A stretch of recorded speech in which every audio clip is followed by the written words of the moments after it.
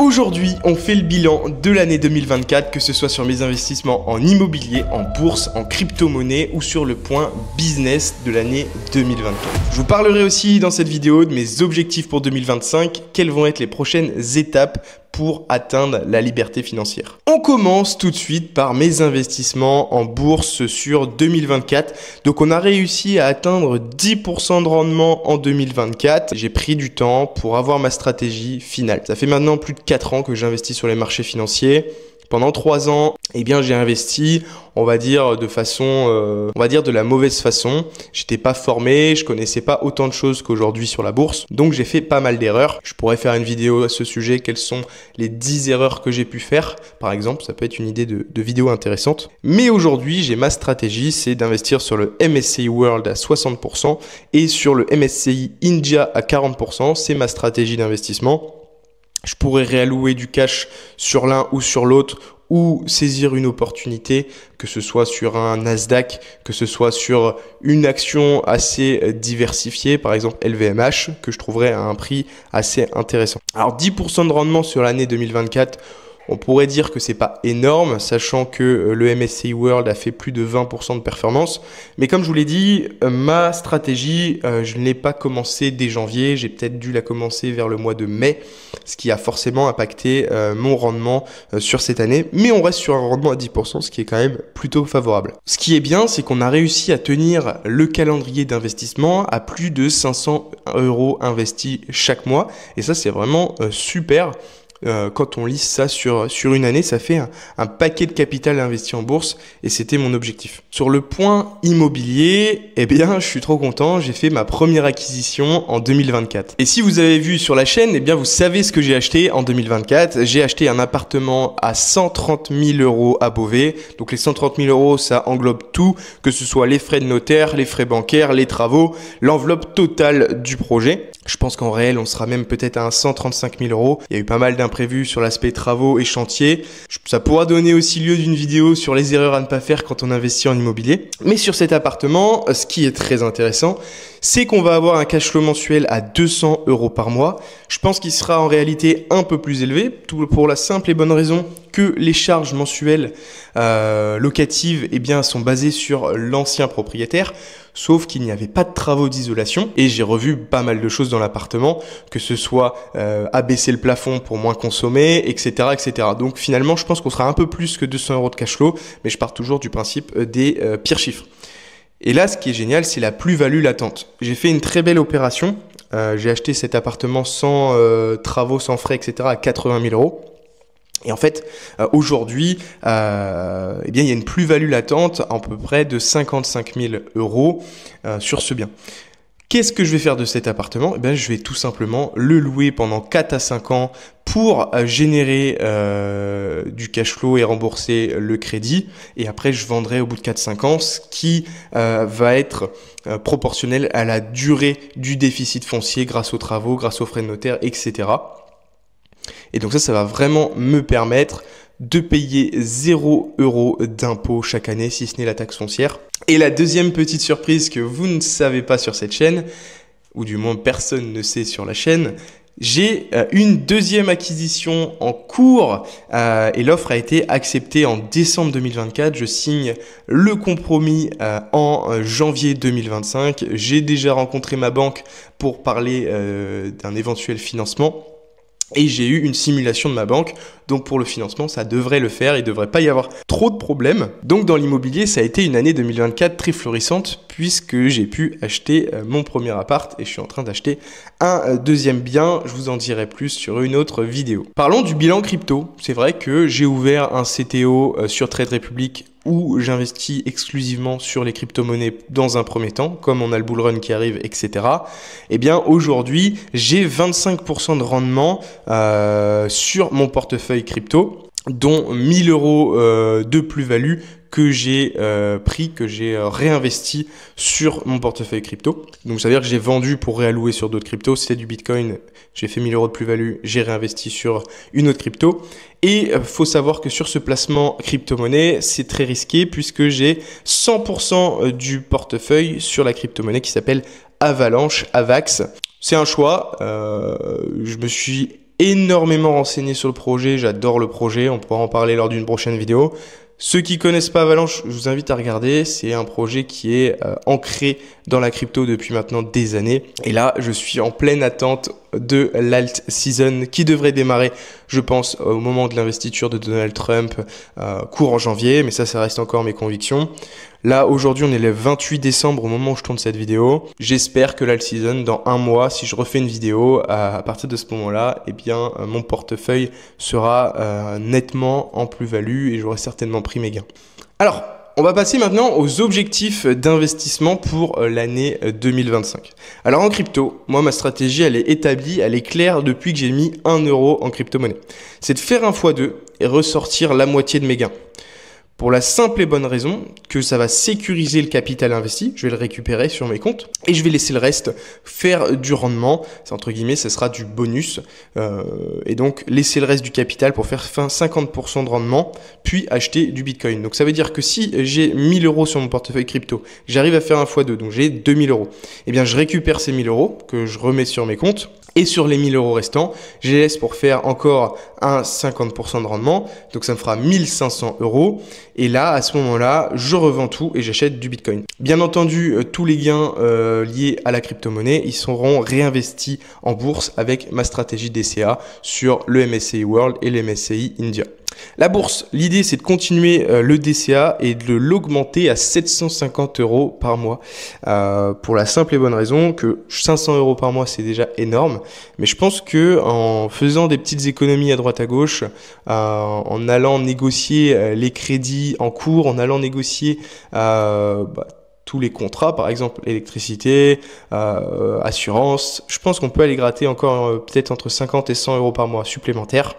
Je pense que 750 euros par mois, ce serait un bel objectif, sachant que sur les revenus CDI, qui sont aujourd'hui ma principale source de revenus, eh bien, ils vont assez augmenter sur la prochaine année. Et bien sûr, de continuer la stratégie ETF pour maxer le PEA. Alors, qu'est-ce que c'est maxer le PEA? C'est plutôt un terme un peu gaming, on va dire, mais maxer, c'est-à-dire aller au maximum de ce qui est possible de faire. Et donc, sur un PEA, c'est la valeur finalement imposée par l'État. C'est 150 000 euros de versement maximum sur un PEA. Donc, l'idée, à long terme, à horizon 10-15 ans, c'est de maxer le PEA et d'avoir son portefeuille avec tous les versements effectués. Concernant les objectifs immobiliers, eh bien, c'est de finaliser la seconde acquisition, c'est-à-dire l'acheter, c'est être officiellement propriétaire et bien entendu d'avoir réalisé les travaux en 2025, sachant qu'il y a un peu de boulot, une ITE à faire, donc une isolation thermique par l'extérieur et bien entendu tout refaire à l'intérieur comme des travaux de rénovation. Je pense qu'il y en aura pour 4 à 5 mois de travaux. Et la petite douceur, c'est d'acheter un troisième bien avant fin 2025, idéalement un immeuble de rapport en Picardie avec 3 lots minimum. On commence à monter crescendo sur les investissements locatifs. Le premier, un appartement pour sécuriser, apprendre et surtout avoir la confiance de la banque. Un deuxième un peu plus gros. Je vous ai déjà un peu spoil sur ce que c'est le deuxième, mais ce ne sera pas qu'un simple appartement. Et puis après le troisième un peu plus haut et ainsi de suite. L'autre objectif de 2025 sur l'immobilier, c'est de réaliser un chiffre d'affaires de 12 000 euros sur les loyers perçus avec un cash flow supérieur à 0. Qu'est-ce que ça veut dire? Eh bien, l'idée, c'est que fin 2025, j'ai pu encaisser un total de 12 000 euros de loyer, que ce soit sur l'appartement Beauvais ou sur le petit immeuble que je suis en train d'acheter, puisqu'il y a un des lots qui est déjà loué, qui me rapportera forcément du chiffre d'affaires. Bien entendu avec un cash flow supérieur à 0, mais ça, comme je vous l'ai dit, l'appartement de Beauvais, il y aura du cash flow, donc ce sera forcément supérieur à 0. Et pour l'autre petit immeuble que je suis en train d'acheter, ben forcément, le cash flow sera supérieur à 0 puisqu'il y aura un différé et qu'il y a déjà un des lots qui est loué et l'autre qui sera en travaux. Donc, on sera normalement bon s'il n'y a pas d'imprévu. Business 2024, parce que oui, je fais des vidéos, oui, je fais pas mal de choses à côté et donc, il faut le mettre en valeur sur cette année 2024. Sur YouTube, 350 000 vues et 1100 abonnés pris. Ce qui est pas trop mal, clairement, pour une première année où on a lancé la chaîne, avec un total de 67 vidéos. Instagram, c'est là où ça a le plus décollé, j'étais assez surpris, avec un total de 4 millions de vues. 4 millions, c'est juste énorme. C'est sur d'autres formats, c'est des shorts, etc. Je sais que ça peut aller plus vite, mais quand même. Et 14 200 abonnés, pour moi, c'est juste immense. Je ne m'attendais pas du tout à ça. Par contre, TikTok, là où je suis un peu déçu, 20 000 vues et 550 abonnés. C'est un peu de mal, YouTube. J'ai l'impression que le domaine finance ou on va dire pas formation mais ludique, accompagnement, montée en compétences marche un peu moins. Sur la partie accompagnement, formation, je pense que vous le savez, mais j'aime bien aider et accompagner les gens. J'organise des webinaires gratuits, j'organise des événements sur le groupe privé, etc. Mais le bilan il est là de 2024, c'est 0 € de chiffre d'affaires. Forcément, j'ai pas encore lancé les accompagnements payants. J'ai pu cependant créer la formation de A à Z. J'ai setup toutes les plateformes, c'est-à-dire les plateformes de paiement, les plateformes pour faire de la publicité, les plateformes pour envoyer des mails, les campagnes de mails, etc., etc. J'ai débuté la prospection, mais là c'est pas pour vendre quelque chose, c'est surtout pour aider les gens, leur proposer un appel et pouvoir les accompagner. Et j'ai créé un webinaire qui est le 4 janvier. D'ailleurs, j'en parle à ce moment de la vidéo. Pour les plus motivés, c'est le premier lien dans la description qui te permettront de regarder ce webinaire le 4 janvier à 18 h. Et il y aura plein d'astuces et d'anecdotes sur les investissements et surtout comment obtenir son financement en 2025. Alors, par rapport à l'objectif business 2024 sur YouTube. YouTube, c'est de faire x2 à peu près en termes de vues et de faire x3 en termes d'abonnés. Comme vous le savez, la courbe YouTube, ça a du mal à se lancer, mais quand ça se lance, c'est plutôt sous la forme exponentielle. Et c'est de faire plus de vidéos, c'est-à-dire 75 vidéos, et de débloquer la rémunération. Il faut savoir que sur YouTube, quand tu atteins 1000 abonnés et que tu as 4000 heures de visionnage, eh bien tu peux débloquer la monétisation. Et c'est ce que j'aimerais débloquer sur YouTube. Et Instagram, c'est de faire la même quantité de vues et donc par définition faire la même quantité d'abonnés. Donc c'est de continuer sur cette lancée tout simplement. Et TikTok, quand même, on va essayer de booster un peu TikTok et d'atteindre les 2000 abonnés et d'atteindre les 200 000 vues. Je pense que sur TikTok, ça peut aller très vite. Il suffit d'une ou deux vidéos, un peu comme Instagram, qui fonctionnent et derrière, ça va exploser. Par rapport à l'accompagnement et aux formations, moi ce que j'aimerais et ce que je vais faire sur l'année 2025, c'est de faire 10 000 € de chiffre d'affaires d'accompagnement, accompagner 20 investisseurs dans l'immobilier pour qu'ils puissent avoir des biens locatifs, créer 2 webinaires comme j'ai pu faire pour janvier, mais sur d'autres thématiques. Là, c'était sur comment obtenir son financement, mais peut-être que la prochaine fois, ce sera comment trouver un bien rentable, comment gérer ses travaux, etc., etc. Il y a beaucoup de choses à faire. Et j'aimerais bien, sur l'année 2025, créer un événement physique. Qu'est-ce que c'est un événement physique? Eh bien, c'est tout simplement de privatiser peut-être un lieu d'échange, que ce soit dans une salle des fêtes, que ce soit dans un bar. Enfin voilà, il y a beaucoup de choses qui peuvent être organisées. Je pense qu'au début, il n'y aura pas beaucoup de monde. Si on arrive déjà à être 10 ou 15 personnes à se réunir pour l'investissement immobilier, moi, ça me plairait énormément. Et donc ça, c'est dans mes objectifs sur l'année 2025. Et enfin, les objectifs de vie perso en 2025. Je trouvais assez intéressant de focus le point business investissement, mais c'est aussi intéressant de regarder la partie perso. Alors moi, ce que j'aimerais faire sur 2025, c'est de faire un beau voyage hors d'Europe. Donc ça peut être sur la partie asiatique, Amérique, etc. Et ça, j'aimerais bien le faire. Alors ça peut être sur 2025/2026, parce que ça met du temps à s'organiser et puis ça coûte un peu d'argent accessoirement. Mais voilà, c'est un des objectifs que j'aimerais faire et ça me tient à cœur de visiter de nouvelles cultures. Augmenter mes revenus en CDI, bon ça va être fait prochainement, je vous en dirai un peu plus quand ce sera officiel. Faire un resto étoilé, ça c'est un de mes kiffs, j'ai eu la chance d'en faire en étant plus jeune et donc j'aimerais continuer ça et d'en faire au moins un par an parce que c'est vraiment une expérience culinaire incroyable et je le conseille à ceux qui le peuvent d'essayer au moins une fois. Et vous serez grandi de cette expérience. Finir ma collection Pokémon, bah ouais, pour ceux qui ne le savent pas, je fais une collection Pokémon sur la partie couronne stellaire. Je pourrais vous montrer mon portfolio sur une prochaine vidéo si ça vous intéresse.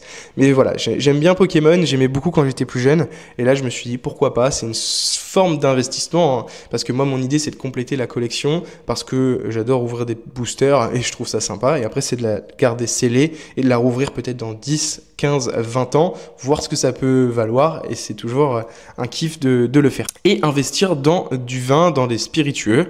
Pourquoi ça? Alors j'ai mis sur ma slide j'ai de l'aide. Bah oui, parce que mon père c'est un passionné de vin, il est très fort là-dedans, il va en fait tout simplement il investit aussi dans le vin. Ça lui arrive très souvent d'aller chez des viticulteurs à la source, chez des petits domaines, d'acheter des pépites sur des bonnes années. Et 5, 10, 15 ans plus tard, le vin, il a explosé. Bon, par contre, lui, c'est pas du tout dans le but de revendre, mais c'est surtout dans le but de se faire plaisir, d'acheter des bouteilles pas très chères, pas très connues, et de regarder au bout de 10 ans la qualité du vin, la qualité du cépage, etc. Et ça, c'est vraiment super intéressant quand je vais déguster du vin avec mon père dans des caves ou quoi, etc. C'est toujours un réel plaisir parce qu'il connaît et quand on connaît, forcément, on partage des bons moments, on apprend beaucoup. Et j'aimerais me lancer là-dedans pour que peut-être dans 10 ou 15 ans, j'ai déjà du vin qui soit... donc c'est du vin de garde qu'il faut acheter bien entendu, des vins qui se gardent assez longtemps pour faire des petites pépites et ça peut être vraiment top parce que je pense que dans une maison, avoir une belle cave, ça apporte du cachet et c'est souvent un petit plaisir pour beaucoup. Voilà un petit peu mes objectifs et mon plan pour 2025. Je sais pas si vous avez des questions mais n'hésitez pas à me les poser dans les commentaires. N'hésite pas à mettre un petit like et à t'abonner si ça t'a plu. C'était Alexandre, salut!